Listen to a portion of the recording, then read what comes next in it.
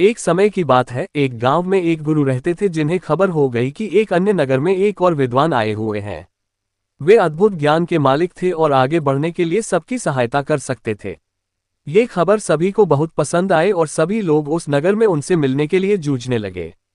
इन दो विद्वानों की राजा को पता चलते ही वहां का राजा उनसे बात करने के लिए अपने दरबार में बुला ले आए। राजा ने दोनों विद्वानों से अपने राज्य में ज्ञान का प्रचार करने का आग्रह किया। दोनों विद्वान ने राजा के आह्वान को स्वीकार किया और उन्होंने राजा के सामने आगे जाकर कहा, आपके सामर्थ्य के लिए हमें गर्व महसूस हो रहा है, महाराज।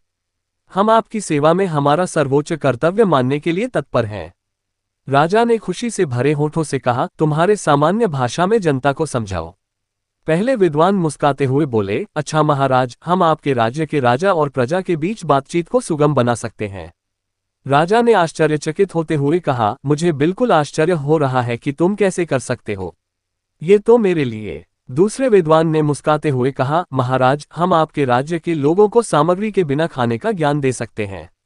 राजा ने बहुत ही आश्चर्यचकितता से कहा, मैं ये सचमुच मानने में सक्षम नहीं हूं। कृपया मुझे बताओ, तुम इस बात को कैसे संभव कर सकते हो। पहले विद्वान ने कहा, महाराज, हम विज्ञान का उपयोग करके एक ऐसा उपकरण बना सकते हैं जिससे हम राजा की मर्यादा के साथ बातचीत कर सकते हैं। यह उपकरण हमारे बहुत सारे प्रयोगों को सुलभ बना सकता है और आपके ग्रामीणों के बीच सामर्थ्य का निर्माण कर सकता है। दूसरे विद्वान ने कहा, महाराज, हम खाना खाने की जरूरत के बिना एक ऐसा प्रयोग बना सकते हैं जिससे खाने की जगह नहीं होती है।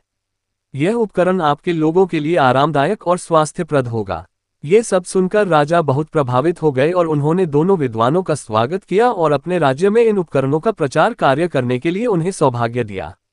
दोनों विद्वान ने राजा की प्रशंसा करते हुए उनकी सेवा में खुशीपूर्वक काम किया और सभी लोग उन्हें प्रमाणित करते थे। इस कहानी से हमें ये सिखाया जाता है कि समय के साथ ज्ञान विकसित हो रहा है और बहुत से अद्भुत आविष्कार हमारी मदद कर सकते हैं। दो विद्वानों के उदारता, समर्पण और सेवाभाव की मिसाल हमें ये बताती है कि हमें हमारे ज्ञान और कौशल को समाज की सेवा में लगाना चाहिए।